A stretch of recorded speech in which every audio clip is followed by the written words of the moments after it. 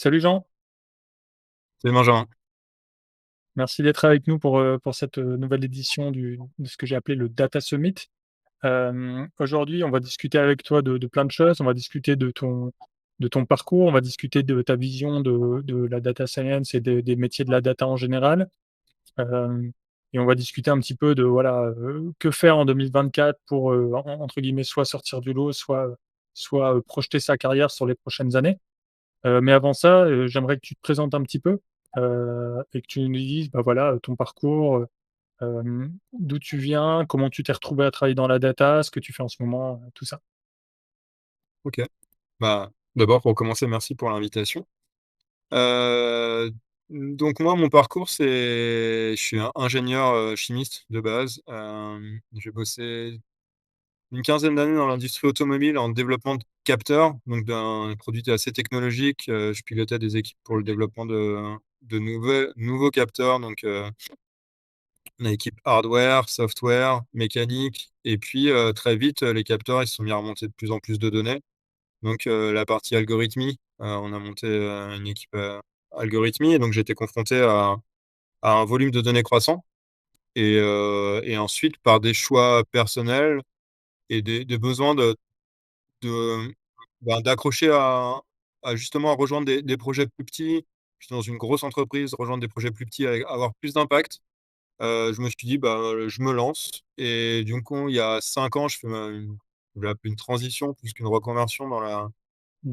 dans la data, donc par un master en data science chez DSTI à l'époque, avec comme objectif de rejoindre plutôt le monde des startups, faire valoriser mon expérience en management d'équipe technique, pilotage de projets, développement de produits, et puis reprendre un savoir-faire sur le développement de modèles de machine learning.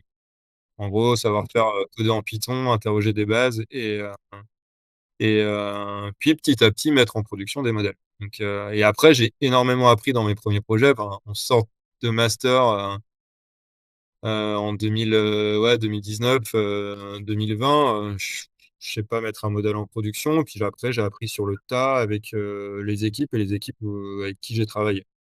Mmh. Depuis, j'ai travaillé.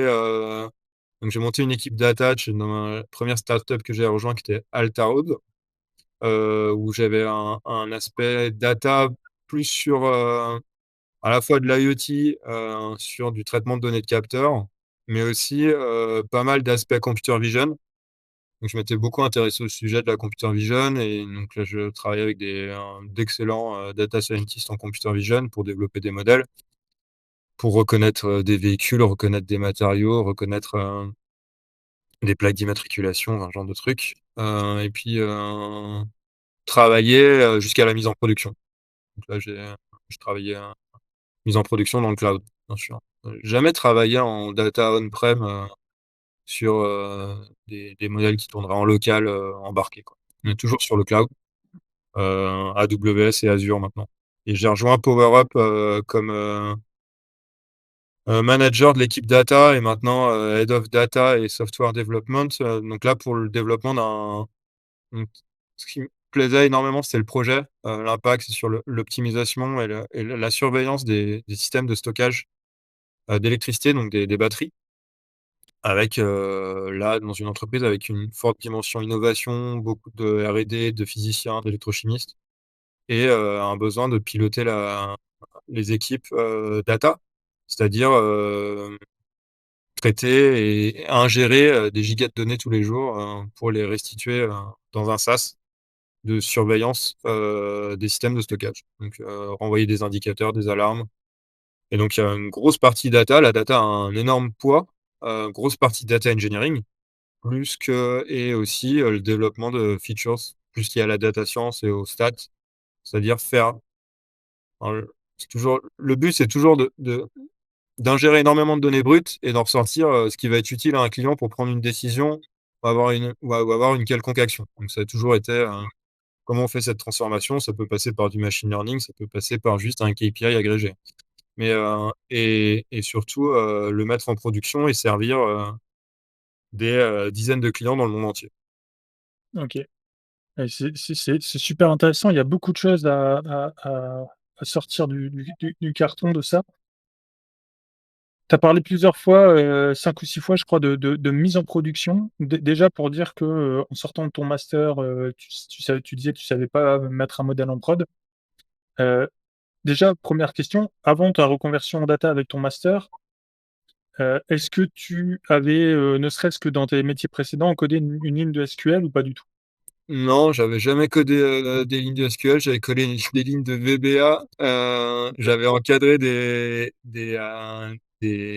des développeurs algorithmes qui codaient en MATLAB, heu, parce que cadre entreprise, licence payante, et le Python, c'était mal vu. J'avais des ingés qui codaient en Python. Ouais, mais ça remonte en fait, mais dans les années 2000, Python en entreprise sur des produits, Ouais, non, ça passait pas. C'était MATLAB.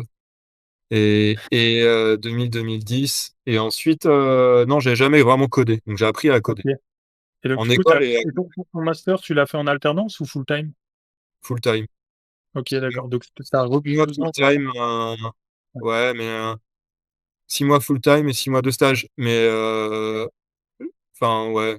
Ma remarque, c'est que le master suffit pas du tout pour apprendre à coder. Mmh. Mais Oui. c'est un excellent pied à l'étrier, quoi. Mais après, on apprend tous les jours encore. Mais Ouais, ouais, c'est sûr. Bah, de toute façon, tu as jamais fini vraiment d'apprendre à coder déjà, donc là, 6 mois de ma donc en fait, ça veut dire que tu as repris un master 2 en fait, directement, tu as ouais, été pris en master 2 et tu as eu le master 2 et donc 6 mois de stage, ça veut dire que donc tu as eu 6 mois de cours. Tu as fait quoi pendant ces 6 mois de cours? je fais des maths, des stats, Ouais, je fais du machine learning. Et beaucoup de maths, beaucoup de stats et un peu de projet et du cloud computing aussi. Ça, c'était vraiment cool. OK, Euh, pour apprendre ouais, à jouer avec ces petites bébêtes, quoi. Et c'était d'accord. vraiment hyper nouveau, ça, pour moi. Et ensuite, bah, des projets. Des Ouais. projets sur R et sur Python. OK. Donc, Ouais, donc c'est un peu l'époque où, on te mettait tout de suite un dataset dans les mains, tu faisais le nettoyage, tu faisais le cleaning et tu créais ton modèle, ouais. tout un peu dans le même notebook et puis par contre tout ce qu'il y avait autour,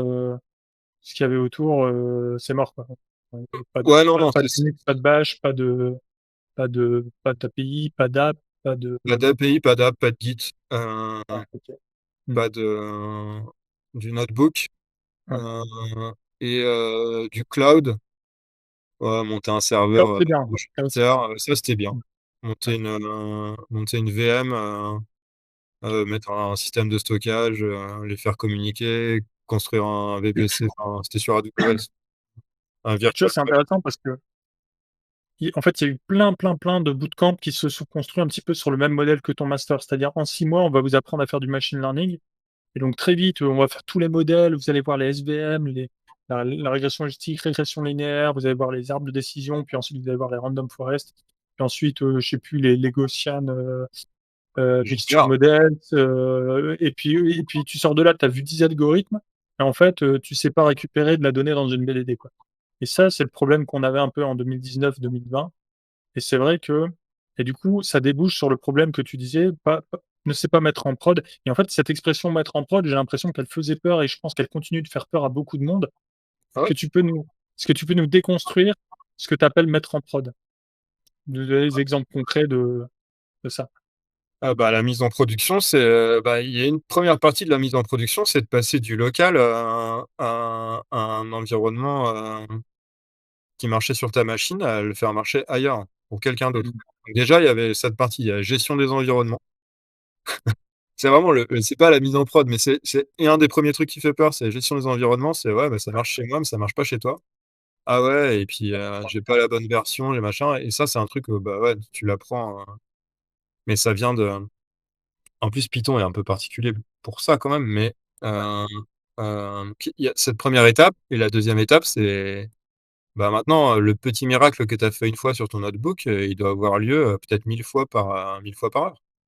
Mmh. Euh, et donc, il faut que tu te raccordes à un outil de production qui est de l'ingestion de données qui va amener, aller faire une inférence sur une donnée qui va être récoltée, donc soit poussée, soit que tu vas aller chercher, quoi, et publier cette inférence quelque part. Donc ça amène à la notion bah, de comment tu t'outilles pour faire ça. Donc il y avait la partie data engineering, certes, pour remontée automatique des données, création d'API, un ETL, stockage dans des bases. Et après, comment tu vas interroger une base, récupérer la donnée qui t'intéresse, faire soit du stream, soit du batch, enfin du batch processing, et puis faire de l'inférence dessus et sortir les données de ton modèle Mmh. et enfin, les prédictions de ton modèle. Et puis même quand tu as les prédictions d'un modèle, c'est rien du tout en fait, parce que faut les analyser, savoir si tu vas les communiquer ou pas les communiquer. Est-ce qu'il a produit dans les bonnes conditions? Est-ce qu'il a eu des données qui lui permettaient de faire une prédiction? Donc comment tu encapsules ton modèle dans un truc un peu plus complexe Ouais, heu, que juste un et puis comment il du coup il fait sa prédiction. Et puis comment il vit ensuite, enfin, ça c'est juste la partie, on va dire, c'est faire sortir la voiture du garage, quoi. Et ensuite, faut qu'il roule. Et donc comment suivre ses monitorer ses performances, suivre ses performances en live, et prendre les décisions si tu dois déclencher un réentraînement. Et si tu dois déclencher un réentraînement, avec quoi tu le fais, comment tu le fais, qui le fait? Est-ce que ça va être automatique ou manuel? Bon, il y a bref, tout ça, en fait, c'est créer le modèle, c'est rien. En fait, ouais, tout ce que je viens de décrire, tu pourrais le faire avec une fonction, c'est comment tu mets une fonction Python, par exemple, qui va prendre 3 données et en sortir, la moyenne des 3. Et bah, voilà, cette fonction Python qui prend 3 données et sort la moyenne des 3, tu la branches sur un pipeline de données où tu vas recevoir, ouais, je sais pas, 1 giga de données par jour. Et sur ce giga, tu dois faire la moyenne des 3, de 3 en 3, glissante. Comment tu fais ça? OK. Et donc une personne, puisque toi tu as découvert ça au fur et à mesure, comme tu le disais, avec tes équipes et tout ça. Admettons, moi je suis nouveau en data science en 2024 là, j'ai fait un petit bootcamp comme on disait ou un master, comme toi en 6 mois et j'ai l'impression de pas du tout maîtriser ça. Comment je peux attaquer le sujet de manière simple sans que ça me prenne des mois? Parce que là, ce que tu as dit, ça peut prendre toute une équipe pendant, plusieurs semaines, plusieurs mois, hein, de le monitoring de la donnée, enfin de ce que sort ton modèle déjà, si tu pas des bons process mis en place, tu dois le faire un peu à la mano, ça peut occuper une personne, tous les jours, 1 heure par jour. Et donc moi, je suis tout seul, je viens d'apprendre la data. Comment je peux faire de manière simple pour attaquer le sujet de la mise en prod? Ce serait quoi le truc minimaliste qu'il faudrait que j'apprenne pour qu'ensuite quand je fais face à un recruteur comme toi, que je donne l'impression que je sais quand même un peu de quoi je parle? Comment tu attaquerais ça? Le truc minimaliste, le premier truc, c'est de bosser les API. Heu, Mmh. je pense bosser comment, faire une API qui renvoie, quand on va l'interroger, enfin, il va pouvoir renvoyer l'inférence. Voilà. Comment encapsuler un modèle dans une API. C'est-à-dire le mettre derrière et donc faire du donc quitter Notebook déjà. Voilà, 1er truc, c'est commencer à faire un projet, avec, des scripts. Mmh mh. Ensuite, suivre des tutos. Je pense qu'il y a pas mal de monde qui fait des tutos de mise en production, il y a pas besoin de payer. J'ai envie de dire, il y a pas besoin de, enfin, pas payer pour les tutos non plus, mais sur les outils dont on a besoin, avec GitHub, je pense que GitHub Actions, on peut tout faire. Pour, Il y a des outils Heroku, ils sont devenus payants maintenant, mais oui, il y a plein d'outils qu'on peut mettre en collaboration où en fait vous déployez votre code sur GitHub.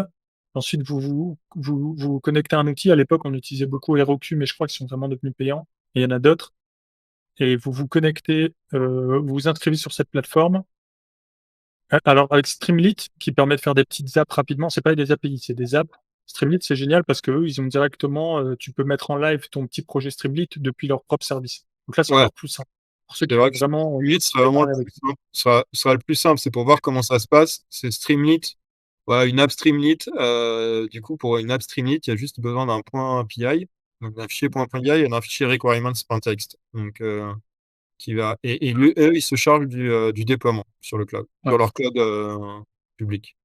Enfin, ouais, exactement. Donc ça, c'est vraiment la partie la plus simple. Après la partie suivante, c'est comme tu disais, vous envoyez votre code sur Git, ou sur GitHub plutôt.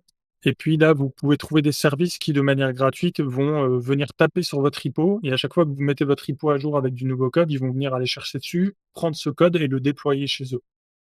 Donc ça, c'est la partie numéro 2. Et puis ensuite, tu peux aussi, créer ta propre VM dans le cloud et envoyer ton code dessus et tout ça, mais là, ça devient déjà un peu plus compliqué. Donc ouais, donc tu disais, apprendre à faire une API avec des tutos et cetera, t et OK, j'ai appris à faire une API, j'ai un modèle qui renvoie donc une API pour ceux qui connaissent pas déjà, pour simplifier un peu le truc, c'est quelque chose, vous envoyez une requête HTTP et ça va vous renvoyer, une info. Donc vous pouvez faire ça en ligne de commande dans votre terminal ou vous pouvez vous rendre sur le site de l'API, s'il y a des champs ou des formulaires prévus à cet effet, vous les remplissez, puis ça vous remplit le truc. Ou vous pouvez aussi faire ça avec Postman, mais c'est simplement un quelque chose, vous lui envoyez quelque chose, il vous renvoie un autre truc. C'est juste ça une API. Et on envoie ça, donc ça va être des requêtes. Vous pouvez faire des requêtes GET et des requêtes POST. Le POST, vous envoyez, de l'info. La requête GET, vous pouvez tout simplement, passer dans l'URL, en trichant un petit peu les paramètres que vous voulez passer à votre truc. Donc c'est pas, si vous vous renseignez sur les API en Python, ça peut être fait très, très vite avec FastAPI.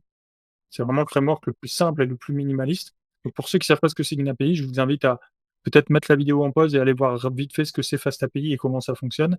Et vous verrez qu'en fait, on dit API, quand on connaît pas, on s'imagine des trucs de dingue, mais en fait non, ça peut vraiment être très simple.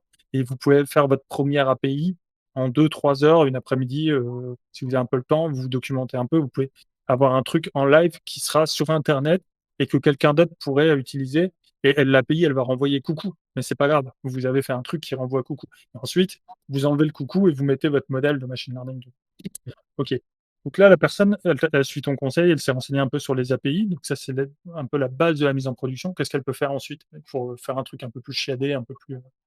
Moi, je pense que Streamlit, c'était une bonne idée. Sinon, Streamlit serait une bonne idée, c'est imaginer comment la donnée va être restituée et du coup réfléchir à l'architecture, c'est-à-dire préparer un bout de code qui va aller récupérer la donnée, donc faire une interrogation d'une autre API par exemple, pour récupérer 24 heures de données ou pour récupérer une image. Je sais pas si c'est quelqu'un qui dépose une image sur un site, bah voilà, est-ce qu'il y a une nouvelle image dans une base ou juste une image dans un repo ou dans une directory quelque part.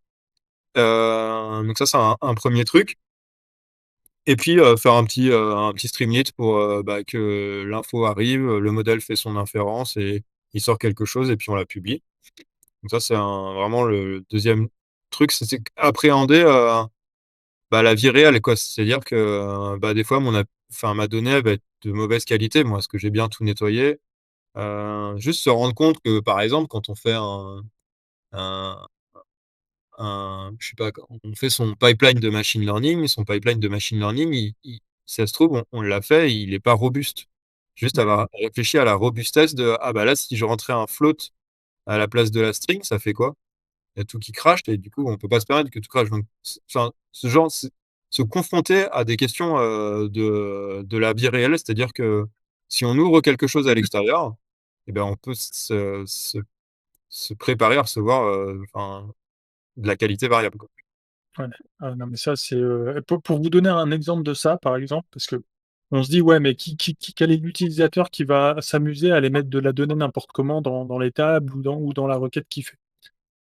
Parce qu'il y aura toujours un gars pour faire n'importe quoi et c'est même pas des fois dans la requête. Des fois, c'est moi, j'ai eu le cas, par exemple, à la BNP. Les collègues là, ils nous envoient un CSV qu'il fallait qu'on prenne en compte pour notre modèle, parmi d'autres sources de données et parmi toutes et donc il y avait les sources de données sur lesquelles on avait la main et celui-là, c'était juste un CSV déposé par une autre équipe, sur du cloud. Donc on venait taper sur le CSV. Un jour, on s'aperçoit qu'il y a une erreur dans leur truc, donc on leur demande de le changer, ils nous exportent un nouveau CSV, ils avaient changé le nom d'une colonne. Pourquoi tu sais pas, tu vois? Et d'un seul coup, bah, en fait, tout ton truc crache parce que le nom de la colonne, que toi tu cherches, bah, il y est pas et il y en a une en trop. Bon, celle en trop, on s'en fout, c'est pas très grave, mais le nom de la colonne sur laquelle toi tu veux te baser, bah, il est plus là et ils nous ont fait le coup 3 fois différentes, en 3 semaines. De changer soit un nom de colonne, de rajouter un espace, de mettre des majuscules. Tout est possible et donc vraiment, ouais, quand on dit, on pense que: «Ouais, non, c'est bon là, mon truc il tourne, ça va tourner tout le temps». Il y a toujours un truc, même le plus basique, qui peut, donc ouais, la robustesse et donc comment tu t'y prendrais pour, tu vois, solidifier un peu ça? Parce que c'est difficile de se rendre compte, c'est pour ça que je donnais cet exemple, c'est difficile de se rendre compte des problèmes qu'on peut éventuellement avoir.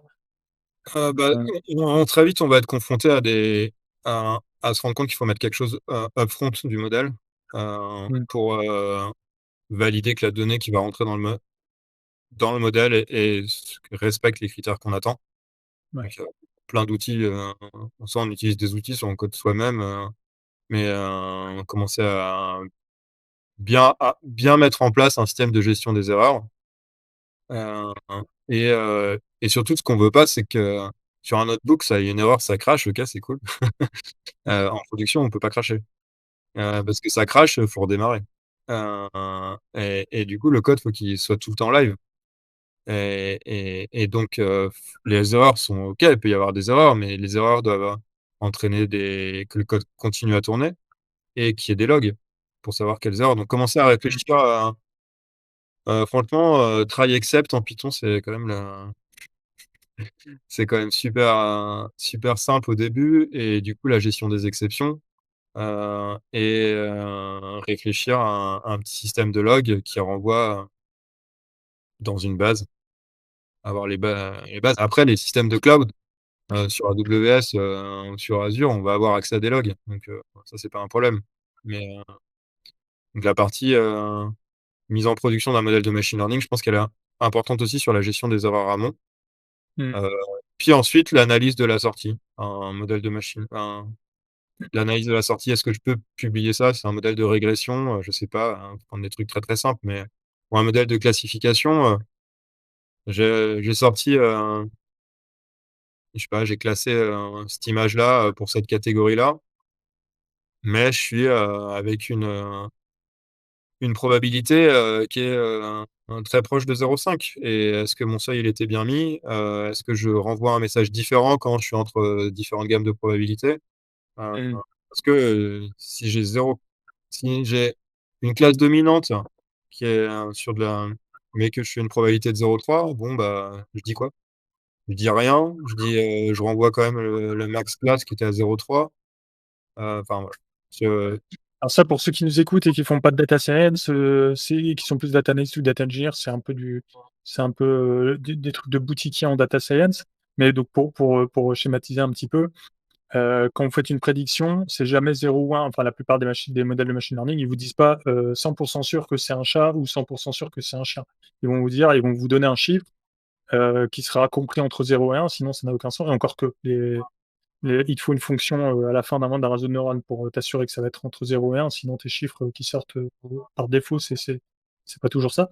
Mais bon, l'idée c'est que ça va sortir un chiffre entre 0 et 1 et en fait, en fonction enfin, si votre modèle, il prédit, «Ouais, je pense que c'est un chien», mais qu'il prédit 0,51, en fait, il est pas sûr de lui, en fait. Donc est-ce que vraiment vous avez envie de renvoyer l'info que vous avez fait cette prédiction-là? C'était ça la question qui était ouais, posée à l'instant, par exemple. Et donc ouais, et ça, c'est intéressant parce que ça rejoint aussi tu parlais des logs et du monitoring. Là, on est presque à la jointure entre le monde de la data science et du data engineering et même parfois de la data analyse parce que tu peux faire de la data analyse sur tes métriques et sur ce que mmh, tu peux faire de la data analyse sur les données qui rentrent en entrée du modèle. ouais, Là, je pense que c'est très important de faire ça parce que les données qui rentrent en entrée du modèle, elles changent. ouais, Moi, ce que j'ai vu, par exemple, dans un cas retail, c'était, au moment du covid. Les le chiffre d'affaires dans le retail, après le covid, il était revenu à son niveau, précédent, donc les gens étaient retournés faire des courses. Par contre, il y avait beaucoup moins de clients sur la journée et donc ça, c'est un vrai phénomène parce que tu te dis: «Bah, attends, il y a moins de clients, mais on gagne autant de sales qu'avant, qu'est-ce qui se passe?» Et en fait, le les gens, pendant le covid, ont pris l'habitude de faire leurs courses tout d'un coup, pour pas aller au supermarché trop souvent parce que, bah, il fallait mettre le masque et tout, c'est chiant, tu vois? Et donc ils ont gardé l'habitude, je sais si là, maintenant, si ça se trouve en 2024, ils l'ont reperdu, ils ont repris leurs, habitudes précédentes, mais dans les années qui suivaient, 2021-2022, ils avaient pris l'habitude de: «Je vais au supermarché, ou à l'hypermarché une bonne fois pour toutes, je prends tous mes articles» et donc tu avais beaucoup moins de passages en caisse, mais tu avais le même chiffre d'affaires qu'avant. Et ça, c'est un exemple de données qui changent et donc ton modèle, il a pas l'habitude de voir ça et donc ça, typiquement, votre modèle, du coup, il va peut-être changer de comportement juste parce que la donnée qui rentre, elle a changé. Je sais plus si on appelle ça le domaine shift ou le domaine, il y a un nom, il y a un terme technique pour ça, mais je l'ai oublié. ouais, Heu mais peu importe, c'est la donnée en entrée du modèle qui change.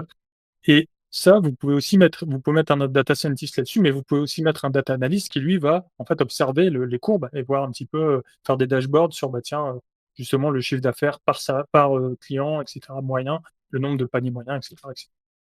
Donc ouais, c'est pas ça montre qu'en fait, tout au long du cycle de vie d'un projet, là, comme tu le disais, il y a de la place un peu pour tout le monde. Tu parlais des data engineers, qui font remonter la donnée pour les data scientists. OK. Là, on a parlé de la partie mettre en prod. Parce que tu sors de ton bootcamp où, on est parti de présupposer que tu sortais des 6 mois de master ou d'un bootcamp où tu as déjà fait un peu quelques autres prérequis. Mais si la personne n'a rien fait de tout ça, ce serait quoi pour toi les prérequis, auxquels il faut qu'elle s'attaque déjà en priorité? C'est-à-dire, tu veux Bah, tu es en recommencer la data? tu t'appelles Jean, tu es en 2024, tu dis: «Allez, j'ai envie de faire de la data», tu en as jamais fait avant, tu vois? Tu es en fait, tu es toi-même il y a 4 ans, mais aujourd'hui. Comment tu attaques le Ah bah, je l'attaque, pareil sur le code. Code, code, mmh, code, code, code. Hem et beaucoup de mais je l'attaque beaucoup plus sur, pas faire des tutos, tout faits où je remplis des cases à trous là, parce que j'ai beaucoup fait ça. On a ouais, l'impression data camp? d'apprendre des trucs, ouais, d'attaquant, j'en ai Ouais, fait pas mal, on a l'impression d'apprendre des trucs. On a l'impression, ouais, je fais un super projet, mais en fait, on a fait que cliquer sur play, ouais, où on s'est senti un peu malin en recopiant ce qu'on avait écrit un peu avant et au final, on sait rien faire. mmh, Du coup, non, je pars plutôt d'un projet et je me dis puis maintenant, il y a un super outil qui n'existait pas en 2020, qui s'appelle ChatGPT et du coup, je pense que j'attaque de cette façon-là. C'est-à-dire, je me dis: «Je veux faire un projet, je vais le coder en Python et je vais suivre, bah, je vais essayer de suivre, des étapes pour faire un projet de data science, ou de enfin, plutôt de machine learning. Voilà, qu'est-ce que ce sont les bouts de code que je vais devoir, développer et du coup, j'apprends à le faire, mais sur un cas concret, quoi. mmh, J'ai mon objectif, je le divise en tâches et j'essaye de me renseigner en suivant un canevas qui est ouais, qui est plutôt renseigné sur les outils, quoi. Donc, hem, Python et ensuite aller, le truc, c'est que il faut que je me sois en contact de gens qui vont m'apprendre à comment le faire. mmh mh, Donc, faut que je trouve des ressources où je vais avoir des tutos, hein, des tutos appliqués, quoi. ouais, Heu, des tutos appliqués, mais c'est beaucoup plus facile de suivre un tuto quand on veut faire un truc, que quand on sait pas trop ce qu'on veut faire. Parce qu'à ce moment-là, on peut tout de suite penser à comment l'appliquer. Heu et se dire, et pas suivre ce qui est juste dit, mais se dire: «Ouais, non, je vais faire un petit peu différemment», et donc ce que enfin, j'aimerais bien trouver une ressource là, je suis en 2024, avoir la bonne ressource qu'on me dise, voilà, un projet, c'est cette étape, puis cette étape, puis cette étape. Pour ça, tu vas apprendre à te servir, ce que je disais, des API. Voilà, donc tu vas passer une journée, pour, t'initier. Ensuite, Git, parce que bon, tu mmh, seras jamais tout seul, on te le souhaite. Heu, il y aura toujours quelqu'un avec qui interagir ou même juste pour soi, savoir faire évoluer ses versions. C'est quand même super pratique, moi je m'en sers tout le temps. Heu même pour tout seul et ensuite, Docker parce que, c'est le stade ultime des environnements virtuels, j'ai envie de dire. Heu, pour encapsuler tes codes, et que tout le monde puisse, en buildant l'image Docker que tu as créée, faire tourner sur, sa machine exactement ce que toi tu as fait. mmh, Moi j'ai passé, je pense, des heures carrées, dans des équipes à ré à regarder des fichiers de requirements et comprendre qu'est-ce qu'il y avait de différent dans des packages. Heu, j'ai même eu des cas en production, je parlais beaucoup de production, mais en fait, des cas où tu prends 3 jours avec ton équipe à comprendre pourquoi d'un coup plus rien ne marche. Mais plus rien ne mmh, marche, tu as des erreurs, tu ne comprends pas, il y a aucune raison qu'il y ait cette erreur et en fait, c'est parce que tu avais, rien de dockerisé, tu avais pas fixé une version à un endroit et c'est dans le cloud, du coup, quand il a chargé la machine, il a pris la dernière version disponible sur le net mmh, et il y a une classe qui a changé.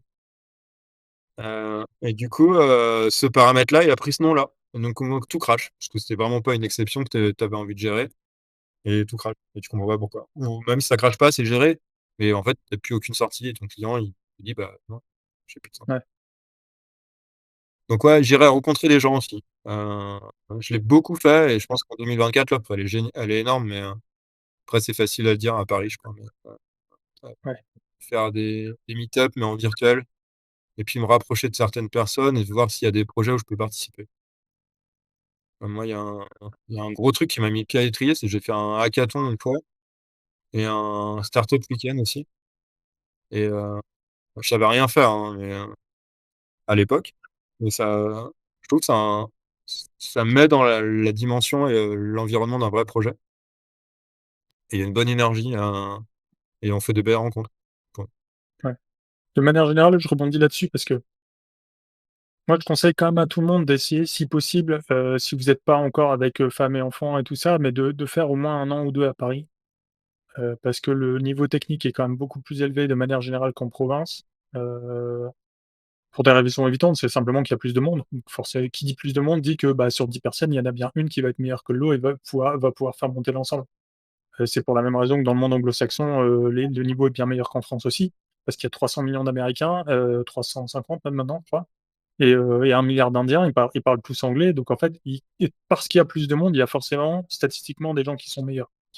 Et donc le fait de passer par Paris, même si vous y restez pas, généralement, quand vous revenez en province, déjà, les recruteurs: «Waouh, tu sais, il a bossé à Paris». Bon, justifié ou pas, j'en sais rien, mais le fait est que c'est un vrai truc. Et puis, comme tu le disais, bah, en fait, il y a tout un écosystème, donc il y a plus d'options de rencontrer des gens, de participer à des meet-up, participer à des hackathons, des choses comme ça. Donc, faut pas se fermer trop. Personne n'a envie de vivre à Paris jusqu'à 45 ans, je pense, parce que c'est trop cher. Mais si vous en avez la possibilité, pensez-y, quoi. C'est vrai que c'est dur, on se dit: «Ouais, mais j'ai ma famille, mes amis et cetera». Mais, en fait, le TGV fait que vous pouvez rentrer chez vous le temps d'un week-end ou le temps d'un week-end de 3 jours et vous faites ça 1 an ou 2. Ouais, c'est pas toute votre vie, c'est pas les 10 prochaines années, mais ça va vraiment vous faire monter en compétences, monter en culture. Moi, j'ai de la chance, donc c'est facile pour moi de dire ça. J'habite à Lille, donc en fait, quand je suis venu bosser à Paris, en fait, j'habitais à Lille. Je prenais le TGV quand il fallait, je venais sur site, mais sinon j'étais chez moi, donc c'était plus facile pour moi. Il n'empêche que si vous en avez la possibilité, réfléchissez vraiment à cette possibilité parce qu'il y a pas de débat sur le fait que ça donnera un gros boost, à votre aventure. Parce que et pour une raison simple aussi, c'est qu'en fait, qui dit data dit, il faut avoir beaucoup de volumétrie de données, donc il faut être une entreprise, soit une startup comme, toi avec un SaaS et donc là, c'est natif le fait d'avoir beaucoup de données, soit il faut être une grande entreprise. Heu, pour avoir de la volumétrie de data intéressante à analyser. Les grandes entreprises, les sièges, en fait, majoritairement, ils sont à la capitale, quoi. 70 du PIB français, je crois, est fait à Paris, donc voilà. Donc ça, c'est pour le petit aparté et ça aide du coup, comme tu le disais, à juste titre, à rencontrer des gens et à pas rester tout seul. OK, donc là, on a parlé des tips un peu pour les personnes qui sont un peu juniors ou en reconversion. Pour les personnes qui sont plus confirmées, admettons, toi, donc là, voilà, tu es à une étape de ta carrière où tu manages des équipes et tout ça. Tu as beaucoup de confirmés du coup qui travaillent avec toi. Comment tu les aides? Comment tu peux les ai com est-ce que tu les aides déjà? Est-ce que tu les accompagnes? Si oui, est-ce que vous avez élaboré tous ensemble un plan pour dire: «Bah, toi, tu pourrais monter en compétence dans telle discipline»? Ou est-ce que c'est eux qui viennent te voir en disant: «J'aimerais progresser sur tel truc»? Comment ça marche tout ça? Comment, quand on a 2 ou 3 ans d'XP, comment on se positionne? Comment on progresse? Comment on s'améliore? Hem, c'est une très bonne question parce que c'est pas évident. Je pense pas avoir la réponse parfaite.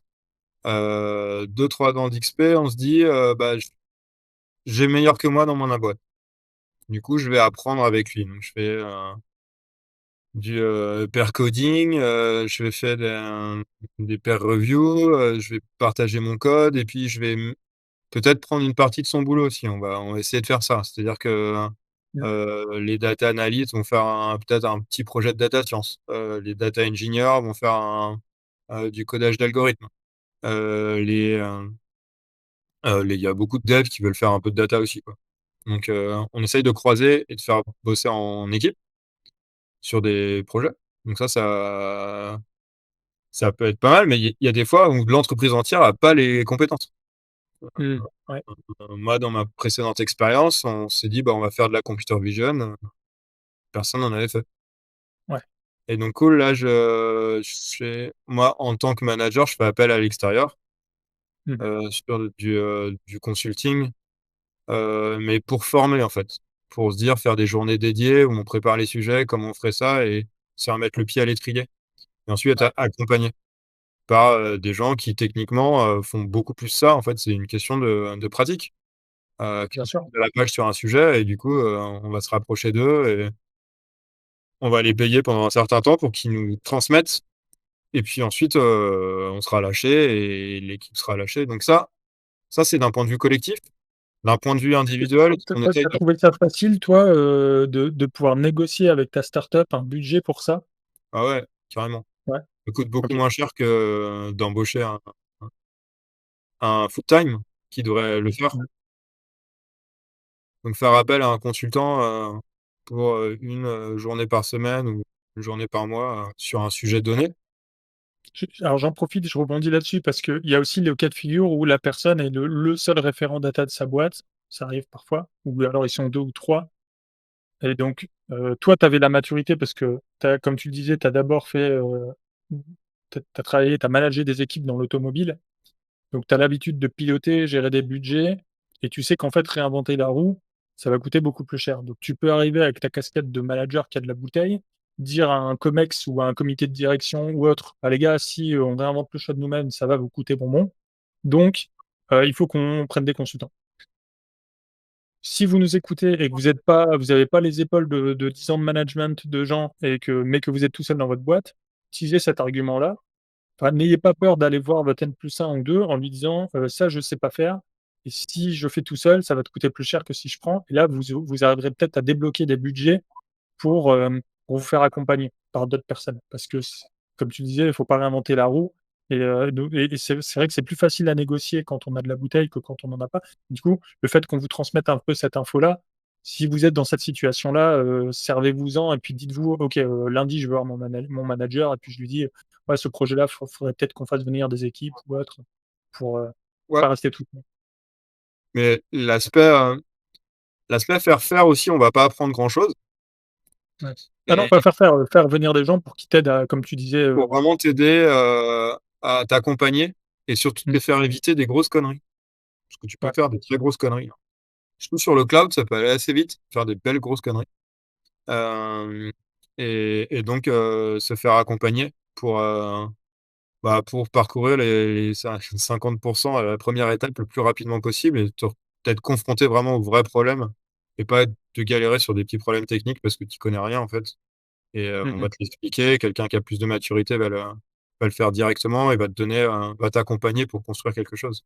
Mais il faut surtout pas enfin moi je conseillerais pas qu'un extérieur vienne pour livrer un truc clé en main et ensuite on Ah oui, le non, prenne. ouais, mmh, Ça ouais, la dette va être enfin, c'est très compliqué pour une équipe de piloter. Enfin, moi, je vois ça dans les équipes, dev, data, de prendre en main le code de quelqu'un d'autre, ouais, non. dont on n'a jamais eu conscience avant, enfin, connaissance avant, c'est compliqué. Donc Ah ouais, non, tu sais, un truc clé en main, ça veut rien dire, ça existe pas, il y a toujours de la maintenance. ouais, Ah, ouais, tu aussi tu payes un mec qui va tout te faire, bah, il faudra aussi le payer pour la maintenance. Ouais, non, non, je voulais dire comme toi, je me suis sans doute mal exprimé, je voulais dire comme toi, faire venir des gens qui t'aident à progresser. Voire même, pourquoi pas des coachs. Je sais que j'ai fait un autre entretien. Alors pour ceux qui nous écoutent, je sais pas s'il sera mis avant celui-ci ou après, mais il y aura un autre entretien, dans ce Meet avec, Christophe Bleffary. Et lui, en fait, il fait du coaching maintenant. Donc en fait, il accompagne des lui, il est data engineer avec un niveau assez élevé. Il accompagne d'autres data engineers qui ont entre 1 et je dirais entre 1 et 5 ans d'expérience, je pense, ou entre 1 et 3 à minima. Il les accompagne, il a une petite formule où en fait, je sais plus combien il fait payer ça, mais il accompagne les data engineers qui veulent s'améliorer. Donc, ça, c'est une formule de coaching et en fait, ça existe très peu en France, mais ça existe beaucoup aux États-Unis et en Inde et en fait, tu as une personne qui a plus d'expérience que toi qui vient et qui t'aide et si tu es tout seul dans ta boîte, bah, pourquoi pas débloquer un budget pour faire appel à quelqu'un comme ça et le budget, il est modique, hein. Enfin, il est pour un particulier, il est cher et pour une boîte, il est modique. Donc en fait, c'est peut-être quelque chose qui gagnerait, je pense, à être développé un peu en France. ouais. Heu, C'est parce que, ouais, pour développer son équipe, du coup, développer ses collaborateurs, il y a beaucoup plein d'autres solutions que juste, faire venir un formateur. Parce que mmh, une formation, théorique, sur un aspect, du machine learning ou un aspect du data engineering, il va rien en ressortir si, on n'a pas un projet. Donc c'est vraiment mettre les mains dans le cambouis avec, des superviseurs qui vont être là, quoi. Ou Mmh, plusieurs ouais. superviseurs qui vont t'aider. Après pour mes collaborateurs, dans leur plan de progression, déjà se mettre des objectifs. Enfin, ça Mmh. peut sembler simple, mais Non, définir ses ouais, il faut objectifs de progrès, que ce soit dans l'expertise technique ou, dans la prise de recul sur son propre job. C'est-à-dire, savoir dire: «Ouais, bah, peut-être piloter un stagiaire, piloter un projet, heu, en data». Et donc ça, bah, ouais, c'est pareil, les formations, ça va pas, enfin, c'est une partie, c'est vraiment une petite partie, mais l'expérience, ça va être le plus gros truc, c'est-à-dire s'y confronter. Et le mieux aussi, ça peut être, demander du mentorat aussi. Heu, le mentorat en interne, c'est-à-dire avoir un conseiller en interne qui peut être dans son service, dans un autre service, qui va juste te guider quand tu poses des questions, techniques ou pas techniques. Parce que je pense qu'au bout d'un certain niveau d'expérience, donc après c'est, on a la chance que ça un métier, ça change toutes les semaines. Donc tu peux techniquement, t'éclater, je pense pour les 10-15 prochaines années, il y a pas de problème.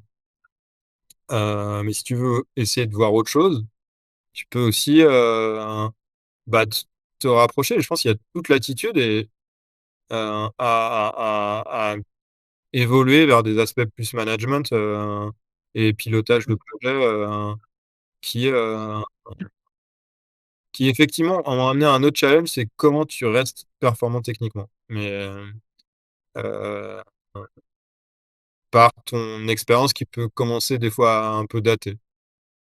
Comment te ouais. garder à la page quand tu as des responsabilités de management, en fait, c'est énormément par tes équipes. Mmh.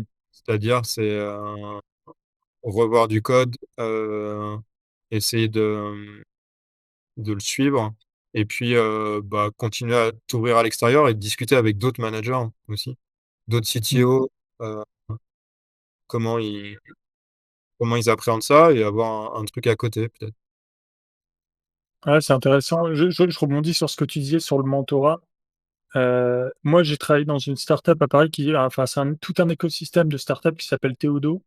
Moi, j'ai travaillé pour l'une des startups du groupe qui s'appelle, Cycara, et eux, ils avaient un système où en fait, tu avais un je sais plus le nom que ça portait, si c'était coach ou mentor ou bon, tu avais un gars un peu plus senior que toi et en fait, tu pouvais à tout moment de ta journée, tu es bloqué, tu utilises ton joker et puis, la personne, elle arrête tout ce qu'elle fait et elle vient te débloquer. Et tu vois? Et elle t'aide comme ça, en fait, tu es jamais tout seul, tu restes jamais en mode tunnel à perdre 3 jours alors qu'en fait, quelqu'un de plus senior que toi, il peut te débloquer en 15 minutes. Donc ça avait une énorme plus-value financière pour la boîte, c'est que, bah, les projets, du coup, ils se déroulaient beaucoup plus vite. Toi, tu progresses plus vite et cette personne-là, donc à tout moment oh non, alors à tout moment, tu pouvais, utiliser ce joker auprès de tout membre de l'écosystème de start-up. Donc tu vois, il y a plus de 1000 consultants au total, et puis si on va tu vas appeler le gars qui est un peu plus capé que toi et qui te suit régulièrement. Tu dis: «Bah, j'ai ce problème-là», il va dire: «Bah, moi, je sais pas, mais contacte untel» et tu lui dis, joker et puis il arrête tout, il vient. Et puis il y avait cette personne-là qui te suit au quotidien et qui t'aiguille vers les bonnes personnes qui peuvent t'aider. Elle te suit aussi, sur la durée pour, voilà, te donner des objectifs comme tu disais, et s'assurer que tu les tiens et que tu progresses et cetera. Et donc ouais, c'est vrai que le mentorat, alors c'est facile à mettre en place quand tu as un groupe où tu as 1000 devs. Heu, Quand tu es, dans des petites startups, c'est peut-être sans doute plus compliqué, mais c'est vrai que c'est une partie importante et généralement, en plus, quand on mentor quelqu'un, on progresse aussi soi-même. Parce que des fois, il nous pose une question, on n'a pas la réponse, du coup, on va se dire: «Bon, bah, ouais, mais il faut que je l'aide», donc du coup, tu vas chercher. Et donc ça peut aussi être bénéfique pour la personne qui, paradoxalement, dont le rôle, c'est de transmettre, bah, des fois, elle va apprendre des trucs. Ouais, c'est tout ça, c'est super intéressant. En tout cas, c'est cool. Je pense que pour les confirmer, ça leur donne déjà quelques petites étapes à suivre, sur ce qu'ils pourraient mettre en place entre le mentorat, entre le fait de se donner des objectifs, heu, faire coller ce qu'on apprend avec un projet qu'on a en ce moment pour que ce soit pertinent. Ouais, Moi, j'appelle ça le just in time information versus just in case. Parce qu'il y a beaucoup de formations, ils font du just in case. On va tout apprendre. Tu vois, on va t'apprendre la formule des SVM, tu en auras peut-être besoin dans 2 ans. Moi, les SVM, j'en ai jamais eu besoin. Je sais pas si toi, tu t'en es servi un jour. non, Je j'ai pose toujours la question et tout le monde me répond non, mais tu vois? Et donc, tu vois, jamais, je pense que c'est un modèle purement académique. ah ouais, ouais, c'est pour la classe de bien montrer la formule et tout ça. Mais tu vois, dans les programmes, on va te mettre ça parce que c'est sur la liste et peut-être qu'un jour tu en auras besoin. Moi, je préfère comme toi apprendre un truc au moment où j'en ai besoin. Alors, il y a une limite à ça, c'est que tu peux pas apprendre Python le jour où tu arrives en poste. Donc il faut trouver un équilibre entre les 2. Il faut trouver un équilibre entre le just in time et le just in case. Mais, je trouve que de manière générale, dans le monde académique et même les bootcamps, on est souvent plus trop près du just in case que du just in time. Donc ça, c'était intéressant que tu parles de ça aussi. Des pronostics pour l'évolution de nos métiers, que ce soit data science, data analyse, data engineer, pour les 2, 3 prochaines années? Ouais, je pense qu'on s'était retrouvés dans une phase où ouais, la data science, ça va être génial, mais en fait, bah, il y avait pas de données de qualité, donc la data science pouvait pas marcher. À une phase où là, il y a eu énormément d'efforts, d'argent investi pour que la data soit de qualité et que les Mmh. outils pour avoir de la data de qualité réapparaissent. Et donc moi, je crois beaucoup à la réémergence des besoins en machine learning Mmh. euh, sur beaucoup de cas où les gens avaient laissé tomber parce que ça pouvait pas marcher, parce que bon, 80 de la performance, c'est la donnée, hein. S'il y a Mmh. pas d'info dans la donnée, si elle est toute dégueulasse, instable, ben, on peut rien en faire. Mais maintenant, ouais, je crois beaucoup à ça. Donc, parce que en plus, bah, franchement, il y a un écosystème de techno, qui fait que, avoir de la donnée de qualité stockée en quantité, bah, c'est là, les réservoirs sont remplis, quoi, Ouais. et et disponibles. Donc ça pour moi, je crois beaucoup à ça. Ensuite, je crois beaucoup aux multi-compétences, mais parce que c'est lié aux environnements dans lesquels je travaille, mais c'est-à-dire, le pur data scientist, non. Celui qui est capable de faire, le truc de bout en bout, j'y crois un peu plus. Mmh. Heu, parce que, la la compét alors après, je dis pas dans tous les domaines, mais la compétence mathématique, statistique, elle est importante, mais, une fois que la donnée est de plus grande qualité, elle est moins, à mettre en avant par rapport à la compétence, de plombier. Je raccorde les tuyaux, je sais faire du bon code. Heu, pour le faire, c'est performant, ça consomme pas et en ressources et je sais faire les bons choix. Je vois plus l'importance de choisir les bons outils plutôt que le développement d'outils très complexes. Mmh. Mais après, je suis dans des domaines où on va chercher ouais, quelque chose d'un peu pragmatique et pas peut-être pas extrêmement pointu sur la partie machine learning. Ouais, mais c'est pareil. Enfin, moi, alors c'est pareil partout, j'en sais rien, j'ai pas été partout, mais tu vois, j'ai travaillé dans des petites startups, j'ai travaillé, pour Total, qui est le plus grand groupe français et j'ai fait toute une batterie entre les 2, tu vois? J'ai fait plus d'une dizaine de clients différents, dans différents secteurs, l'énergie, le retail et cetera. Et la barre dans toutes ces entreprises-là, elle est beaucoup plus, comme tu le dis, placée sur le pragmatisme que sur la recherche de la perf infinie.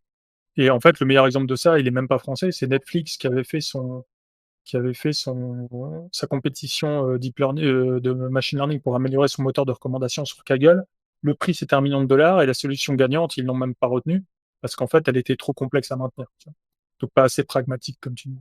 Donc ça, je pense que, et le fait que tu viennes, rajouter un peu de l'eau à ce moulin-là, ça montre assez que, effectivement, la recherche de la perf et comme tu le disais, en fait, la donnée, c'est plus la donnée qui fait la perf que la qualité de ton modèle.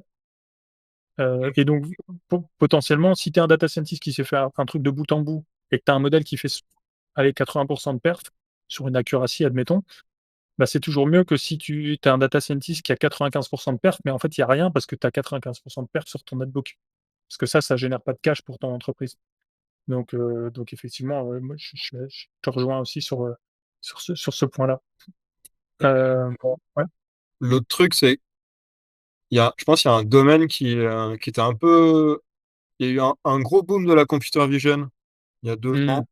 Ouais. Un gros boom alors on va dire que c'est du NLP, mais tout ce qui est, les LLM, Ouais, LLM, ouais. Mmh. traitement du langage, OK, gros boom. Moi, je crois beaucoup à un gros boom de time series qui va revenir. Mmh.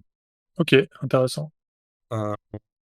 parce que ça reste encore, il y a un peu de tout. Les packages arrivent, il y a pas de modèle générique, heu, il y a beaucoup d'artisanat, et je vois quand même pas mal de projets qui essayent de structurer autour de ça et on va dire, je sais pas, j'ai aucune idée du ratio en tête, mais je pense que les 3/4 des données, c'est des time series. Heu, Intéressant. c'est des données qui ont une composante temporelle avec, et donc que ce soit dans les capteurs, les suivis, de données, physiques, mais aussi les données financières, les données d'entreprise. Bah, il y a une composante temporelle qui est vraiment pas à négliger et ce qu'on essaye, c'est prédire et prédire le futur, c'est un truc, Mmh. qui a qui a beaucoup de valeur et je trouve que c'est un domaine qui reste encore, où il y a beaucoup à faire. Ouais, c'est super intéressant ça comme, comme ouverture, notamment parce que je vais aussi essayer d'interviewer, Alexandre Barambourg Ouais, qui a beaucoup de points de qui est très pointilleux là-dessus sur les sujets, time series. Il publie beaucoup là-dessus, sur LinkedIn et parce que c'est sa spécialité. Il a fait ça pendant plus de 5 ans, pour un majeur du retail en France. Donc, il sait de quoi il parle quand il parle de time series et c'est vrai que en fait, qu'est-ce que tu en penses? Toi, on n'a pas parlé de ça, mais si tu étais data scientist aujourd'hui, est-ce que tu essaierais d'être data scientist ou est-ce que tu essaierais d'être data scientist spécialisé time series ou spécialisé computer vision ou, spécialisé. C'est ouais. ça, ouais, ouais, ouais, je pense faut se donner une couleur, un truc qui nous Mmh. plaît, mais on peut pas être data scientist, ah si, il y en a, hein, j'en connais des cadors, quoi. Ils vont être capables de te parler, computer vision et d'enchaîner sur des modèles de clustering, puis, les derniers algos de recommandation, mais après dans les faits, non, se spécialiser dans un truc et se spécialiser veut dire, en fait, se spécialiser dans une branche de l'économie aussi, quoi. Mmh. Heu, parce que la spécialiser computer vision, heu, bah, économiquement, ça renvoie vers certains types d'entreprises, hein. Des Ouais. entreprises qui ont des images, Mmh. il n'y en a pas, il y en a pas des caisses. Ouais. Ouais, non, mais c'est clair, ouais, ouais, ça c'est clair Pourtant, que c'est le hyper computer sexy. vision, C'est hyper sexy parce qu'on fait tout de suite des trucs, waouh, on reconnaît des choses dans ouais, les images et du coup, il y a un vrai côté ludique, dans la computer vision, mais créer de la valeur avec de la computer vision, c'est un énorme boulot. c'est très difficile. Moi, j'ai fait une partie de ma réputation en 2023, sur LinkedIn comme ça, tu vois? En disant aux gens: «Arrêtez d'apprendre le deep learning» parce qu'en fait, enfin, OK, peut-être que je dis ça parce que j'en ai jamais fait en entreprise, mais en fait, si j'en ai pas fait, c'est peut-être parce qu'il y en a pas tant que ça à faire. Parce que, enfin, tu vois, j'ai des médailles sur Kaggle en computer vision, c'est pas tout le monde qui les a. J'ai donné des cours en école d'ingé sur le deep learning, c'est pas tout le monde qui fait ça. J'ai été recruté par une startup spécialisée en computer vision et en fait, arrivé là-bas, il y avait pas de projet computer vision. Enfin, c'était 20 du chiffre d'affaires de la boîte alors qu'elle était spécialisée là-dedans, tu vois? Et mais comme tu dis, comme c'était ludique, à l'époque, moi, j'étais junior, je me disais: «Ah trop cool, je vais pouvoir montrer aux recruteurs que je fais des trucs hyper stylés avec des images», tu vois? Et donc je m'étais lancé là-dedans.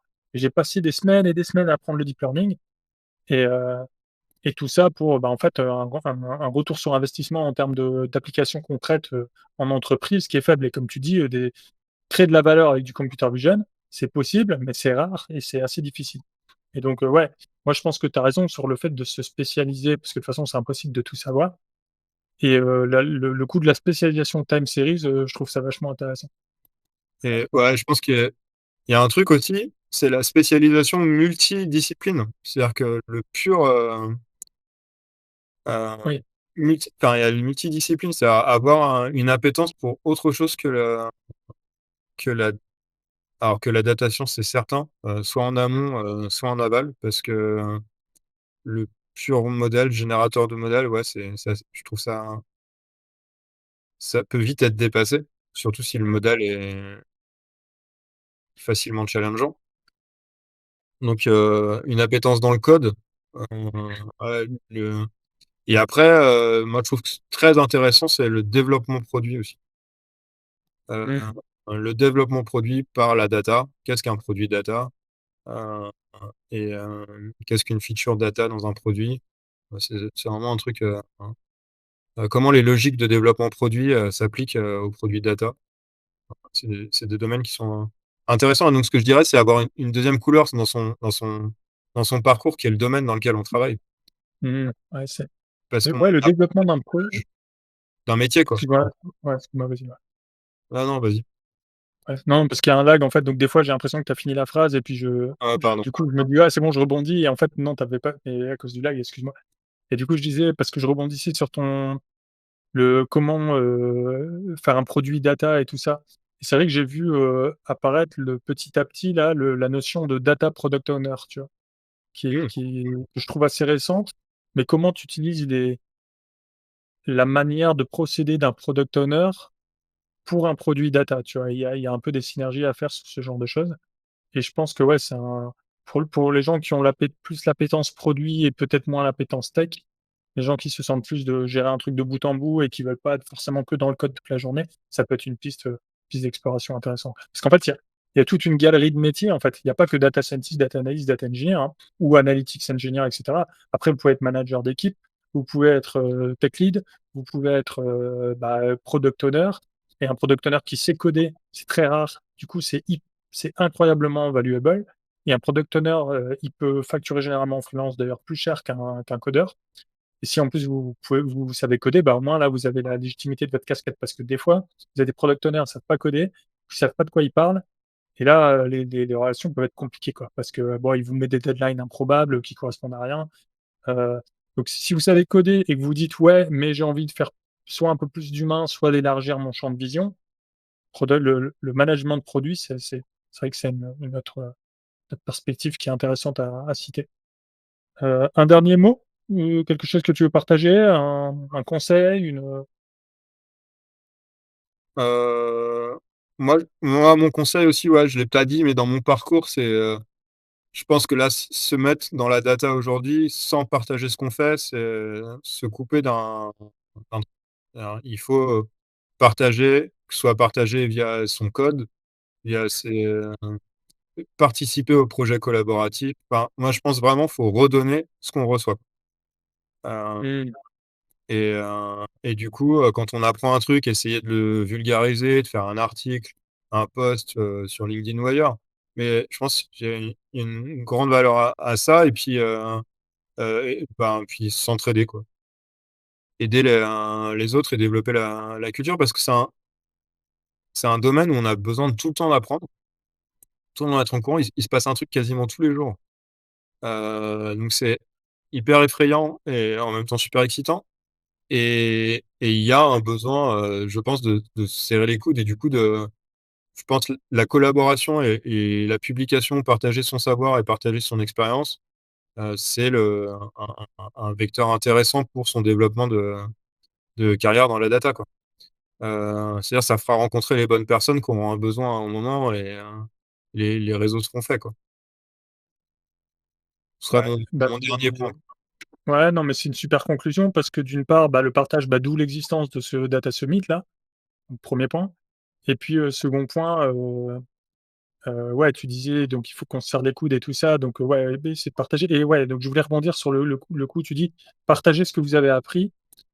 Mais au début, quand on débute, on se dit: «Ouais, mais j'ai rien fait d'impressionnant, je vais quand même pas faire un article avec ça, tout le monde va se moquer et cetera», on s'en fout. Le meilleur conseil que j'ai reçu là-dessus, c'est le conseil d'un gars qui s'appelle Jeremy Howard, fondateur de FastAI. Lui, il dit: «Vous produisez pas un article pour impressionner Geoffrey Hinton ou Yann Lequin, vous produisez un article pour aider vous, il y a 3 mois». Ouais, Et donc en fait, donc quand Jean, il vous dit: «Partagez ce que vous avez appris», c'est pas pour impressionner la galerie, c'est pour synthétiser vos connaissances, mettre ça à dispo et puis peut-être qu'il y a quelqu'un d'autre qui va arriver, découvrir ça: «Ah, j'ai appris un truc». Et puis l'avantage aussi, c'est que si vous faites un article, vous allez avoir du feedback. Si vous avez fait une erreur, quelqu'un va vous le dire tout de suite et ça va vous permettre de dire: «Ah mince, j'avais pas compris ça». Versus si vous gardez vos connaissances pour vous, bah, vous avez pas le feedback et sans le feedback, vous pouvez pas vous améliorer. Il y a 1000 et un articles qui ont été faits sur la régression linéaire sur Medium. C'est pas parce que vous en rajoutez un de plus que ça va noyer le web, hein, donc vous inquiétez pas, vous pouvez rajouter le 1002e et que ce soit le vôtre. Et puis si vous avez oublié de parler de, l'hétéroscédasticité des résidus, bah, quelqu'un vous viendra vous le dire et vous découvrirez ce que c'est. Donc voilà. J'ai placé un mot technique, tu vois, le mot country ouais, pour très être bon conseil. simple, tu vois? Mais voilà. Donc non, parce qu'il y en a plein des articles sur la régression linéaire qui oublient les assumptions statistiques qu'il y a derrière et et hem et voilà, donc ouais, donc super bon mot de la fin, partagez ce que vous faites, pas si ça vous fait peur d'être jugé sur LinkedIn, bah, faites un blog, comme ça, les gens, il y a que les gens intéressés qui viendront, il y aura pas de curieux qui viendront vous emmerder et voilà. Donc ouais, super mot de la fin. Merci beaucoup Jean, d'avoir accepté Merci de à toi Benjamin. participer à ce summit. Je vais mettre tes coordonnées sous la vidéo et puis les gens te recontacteront, s'ils ont des questions ou autre. Voilà, merci à tous d'avoir écouté cette petite, entrevue avec Jean et puis, bah, à demain pour l'édition suivante. Merci à tous. Salut, Au revoir. ciao, ciao.